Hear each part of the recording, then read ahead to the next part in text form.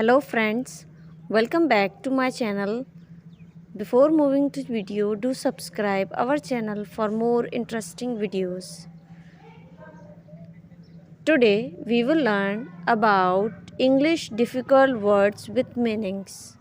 Fiasco, meaning a complete failure, usually in an embarrassing way. Example, my new experiment was a total fiasco. Doppelganger, meaning a person who looks exactly like someone else but isn't a twin. Example, I was stunned to see my doppelganger across the road. Desultory, meaning lacking a plan, purpose, or enthusiasm. Example, his desultory reading habits prevented him from fully understanding the subject.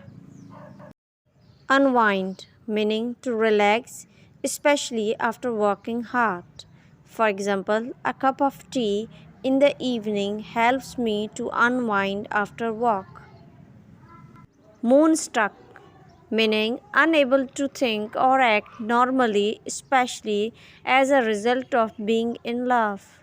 For example, up at him with a moonstruck expression. Edifying, meaning improving your mind. For example, it was an edifying lecture. Bell icon to never miss any update. Thank you so much for watching.